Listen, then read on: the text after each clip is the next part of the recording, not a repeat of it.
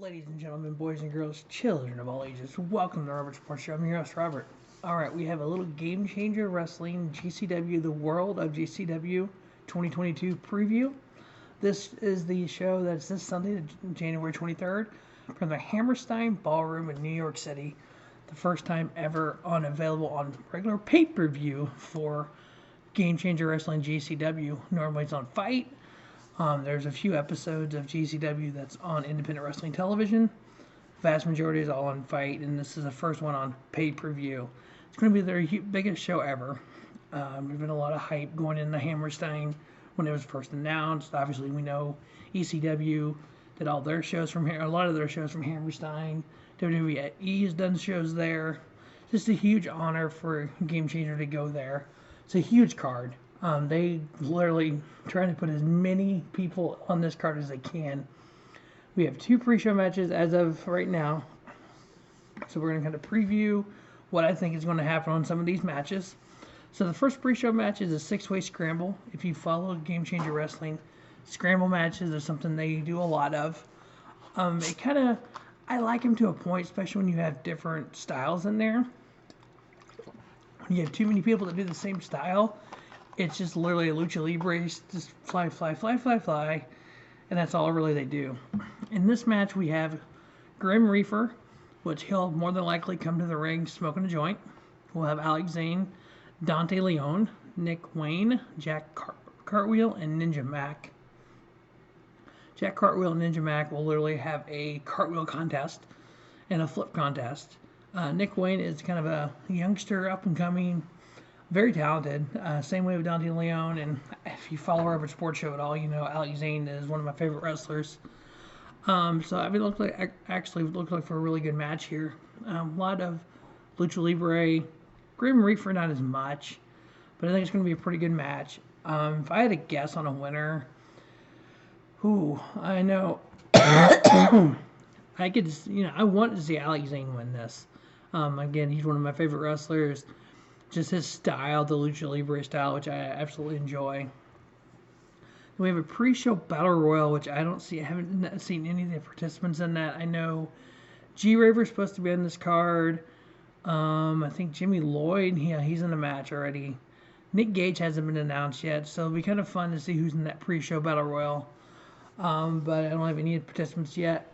So on the main card, we have the brass ring ladder match to start. Yeah, this is going to be fun. This is a six-man match. We have PCO. We have Alex Colon. PCO, he's from Ring of Honor. He's actually an old time. He wrestled for WWF back in the early 90s. Pierre Carlouet, part of the Quebecers. And he's kind of revamped his career over the last 5 to 10 years. A lot of Ring of Honor and some other independent companies. Now he's in Game Changer. We have Alex Colon. He's king of the death matches. He's legit. He pretty much just death match everything for that dude. Tony Deppen, Leo Rush, Jimmy Lloyd, and then Jordan Oliver.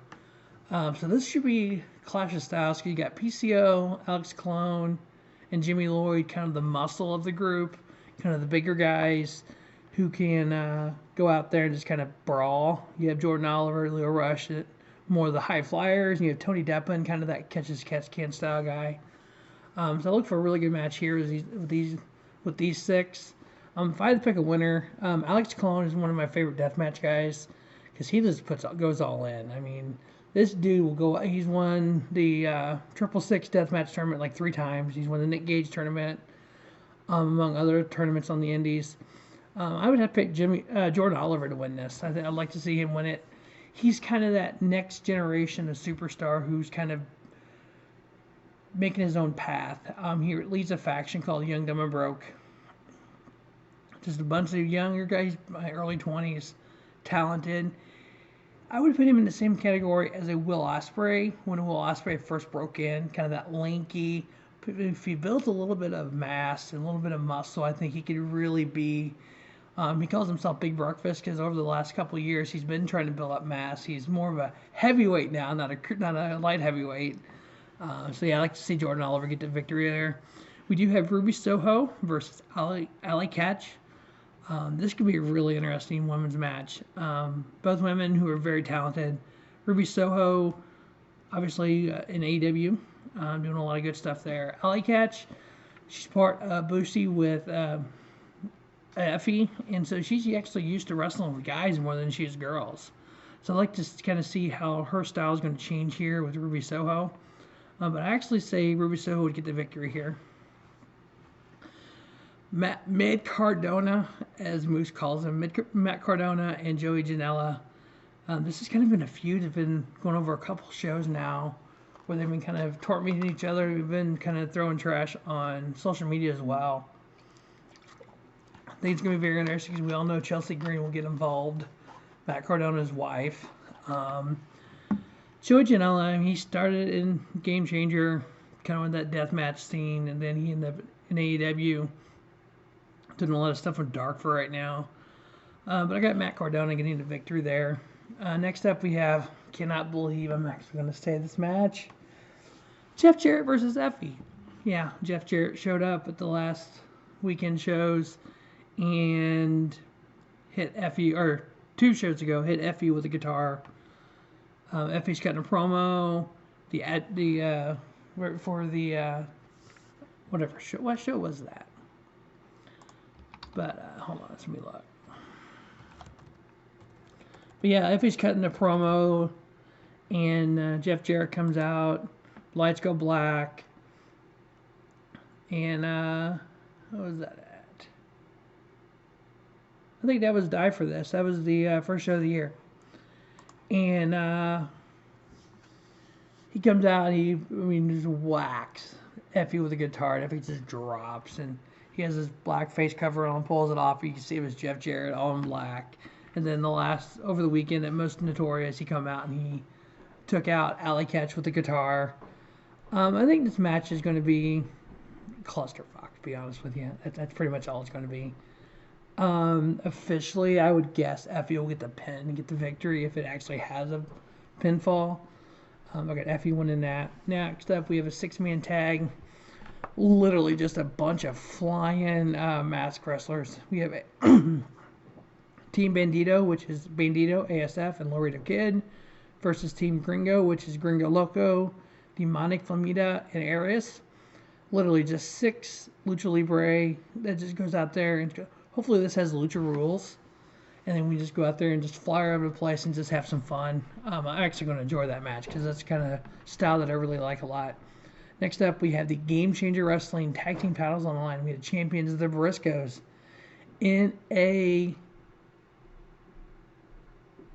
open challenge match. So right now, we have question mark. Who is going to answer the open challenge? My guess, FTR. FTR and Briscoes have been doing some couple of shows. They've gone nose to nose. And I just have a feeling because there's a lot of AEW on this card. I have a feeling that the open challenge is going to be answered by FTR. And then we're going to have FTR and Tully Blanchard challenging the Briscoes. I think if that happens, to be honest with you, I can see FTR winning. I can see FTR being the Game Changer Tag Champions. Being Hammerstein, being as big as this show is for Game Changer, I don't see it being just two dudes. I mean, I was trying to think if there's anybody that got released for WWE that was a tag team that would be on the level of to be there for this. Unless it's a tag team, maybe it's the Wolves, Davey and Eddie. I could see that. So if I had to guess, I would say American Wolves. FTR is my number 1 choice. And again, unless there's somebody else I'm not thinking of that's out there that people wouldn't, because I'm being this on pay-per-view, I think it's going to be something people know.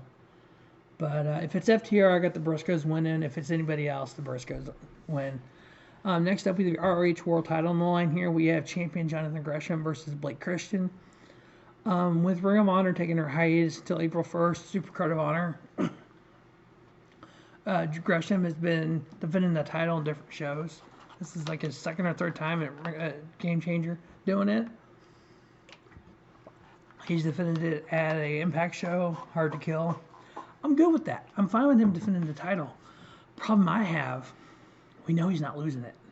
So it's kind of like, you know, not that the match is not going to be good. We have Jonathan Gresham defending that Ring of Honor title versus Blake Christian.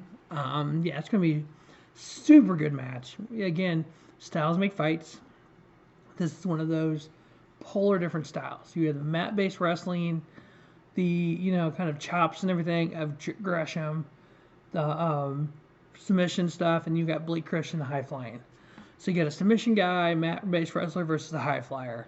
So again, styles make fights. This is going to be one of those great fights.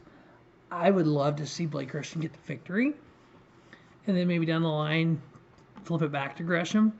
Right now, Ring of Honor has announced Jonathan Gresham versus Bandido at their Supercard of Honor show for the title. The reason they're doing that title versus title, because Bandido missed the final battle because of COVID. So they had a title match for the vacant title between Gresham and Lethal. Gresham won. Well, Gresham took the original Ring of Honor title. Bandido says, I never lost the title. I have the new Ring of Honor title, so I'm still champion. Just like Will Ospreay kind of did. And then, like exactly what Will Ospreay did. And so they're going to be title for title at Supercard of Honor. Blake Christian has kind of tweeted out, well, I'll have something to say about that. So hopefully they do. I'd like to see them put the title on Blake Christian and kind of build him up. He's got, I've been high on for years. I know he's still got a lot to get the mainstream fan after him, but I think he's super talented. He needs to bulk up a little bit. He needs to work on his mic skills. Other than that, I think he's uber ready to go. But more than likely, I think Jonathan Gresham will retain the title. That's going to be my pick to win, but I do want Blake Christian to win. Main event, Game Changer World Heavyweight title line. We have champion Jon Moxley versus Homicide. Homicide won a #1 contender battle royal to be here. Mox making his in-ring return. I know he was on AEW this week. Cut the promo, which I haven't watched yet.